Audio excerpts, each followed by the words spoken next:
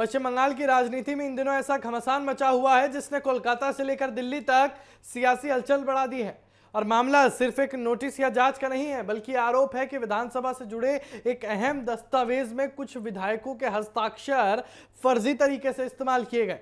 और अब इसी मामले की जांच करते हुए सीआईडी की टीम मुख्यमंत्री ममता बनर्जी के कालीघाट स्थित कार्यालय तक पहुंच चुकी है। और जैसे ही ये खबर सामने आई कि सीआईडी की टीम ममता बनर्जी के कार्यालय पहुंची है, राजनीतिक गलियारों में चर्चाओं का दौर शुरू हो गया।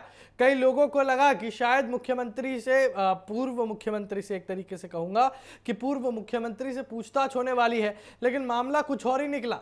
सीआईडी की टीम तृणमूल कांग्रेस के राष्ट्रीय महासचिव और ममता बनर्जी के भतीजे अभिषेक बनर्जी को नोटिस देने पहुंची थी।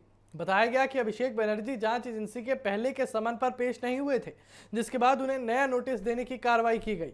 अब सवाल उठता है कि आखिर ये पूरा मामला क्या है।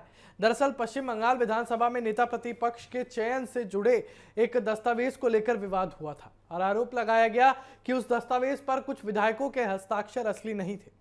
कुछ विधायकों ने दावा किया कि उनके नाम और हस्ताक्षर बिना अनुमति के इस्तेमाल किए गए। इसके बाद विधानसभा सचिवालय की शिकायत पर मामला दर्ज हुआ और जांच सीआईडी को सौंप दी गई। जांच आगे बढ़ी तो कई विधायकों के उनके बयान दर्ज किए गए। हस्ताक्षरों की जांच के लिए विशेषज्ञों की मदद ली गई और मामले को गंभीरता से देखा जाने लगा। और इसी दौरान अभिषेक बनर्जी का नाम भी जांच के दायरे में आया, क्योंकि आरोप है कि संबंधित दस्तावेजों को विधानसभा तक पहुंचाने की प्रक्रिया में उनकी भूमिका थी। हालांकि अभी तक उनके खिलाफ कोई आरोप साबित नहीं हुआ है और जांच जारी है। इस पूरे मामले ने इसलिए भी तूल पकड़ लिया है क्योंकि ये सिर्फ कानूनी जांच नहीं, बल्कि तृणमूल कांग्रेस के अंदर चल रही खींचतान से भी जुड़ा एक मुद्दा माना जा रहा है। हाल के दिनों में पार्टी के कुछ विधायकों ने खुलकर नेतृत्व के खिलाफ सवाल उठाए हैं।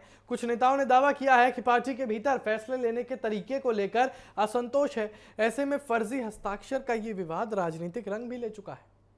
तृणमूल कांग्रेस का कहना है कि विपक्ष इस मामले को बढ़ा चढ़ाकर पेश कर रहा है, जबकि पार्टी के विरोधी नेताओं का दावा है कि सच सामने आना चाहिए।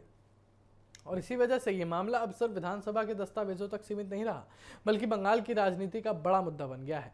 और दिलचस्प बात तो यह है कि अभिषेक बनर्जी बंगाल की राजनीति के सबसे ज्यादा प्रभावशाली नेताओं में गिने जाते थे। पार्टी संगठन से लेकर चुनावी रणनीति तक उनकी भूमिका बेहद अहम मानी जाती थी और यही वजह है कि उनसे जुड़ी हर जांच और नोटिस तुरंत सुर्खियां बन जाता है। फिलहाल सीआईडी अपनी जांच आगे बढ़ा रही है। एजेंसी का कहना है कि वो सभी तथ्यों और सबूतों के आधार पर निष्पक्ष जांच कर रही है।